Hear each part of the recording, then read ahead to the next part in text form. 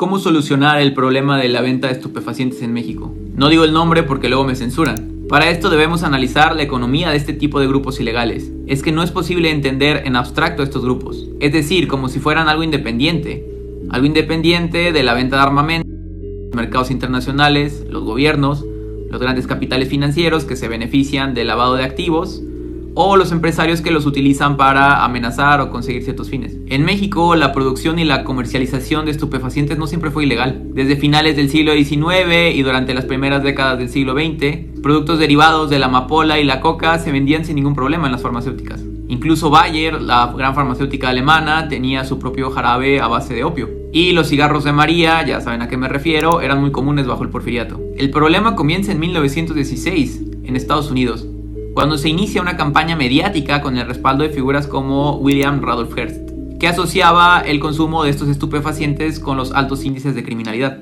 Bajo esta presión, en 1926, Pascual Ortiz Rubio prohibió definitivamente estas prácticas. El surgimiento del narco se explica en parte por la rentabilidad derivada de la prohibición, que encareció y escaseó el producto. La imposibilidad del Estado para regular ese mercado desembocó en una lucha territorial, como la violenta expropiación del negocio de la amapola a los grupos chinos que vivían en Sinaloa.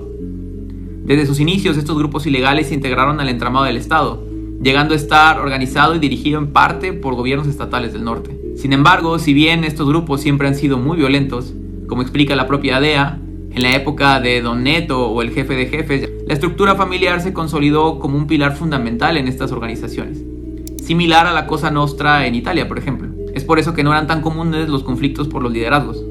La violencia se intensificó con la aparición de grupos surgidos desde la policía y desde el ejército, muchos formados en instituciones como el Colegio de las Américas, que carecían de códigos familiares tradicionales y se vieron envueltos en constantes disputas por los liderazgos y por los territorios. Incluso muchos de los cárteles antiguos se adaptaron y ahora funcionan de la misma forma. Ante este panorama surge la pregunta de, ¿qué hacer con estos grupos? Algunas propuestas apuntan a considerar la legalización de este tipo de sustancias, tomando como ejemplo a Portugal, donde no solo no aumentó la demanda de este tipo de sustancias, sino que disminuyó.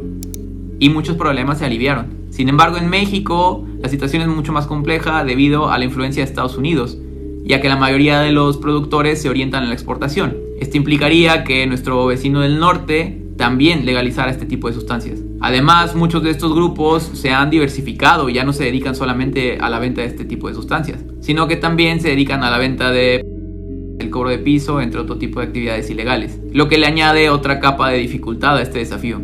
Por lo cual, si bien la legalización es parte de la solución, no lo es todo. La solución pasa por un trabajo intensivo de inteligencia.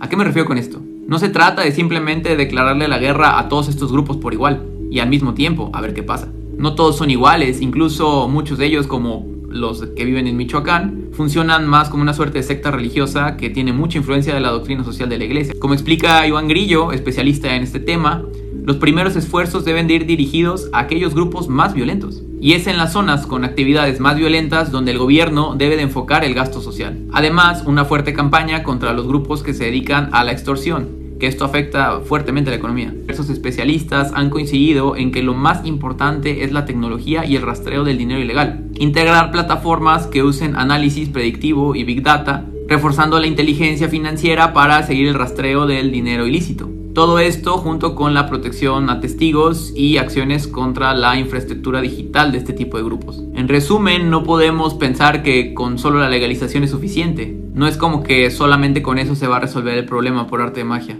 Aunque la legalización forma parte de la solución, estos grupos ya no se dedican únicamente a eso, es decir, a la venta de sustancias de estupefacientes. Pero tampoco podemos confiar solamente en la violencia, y mucho menos en una violencia indiscriminada y sin una estrategia clara. Repito, el trabajo de inteligencia es clave.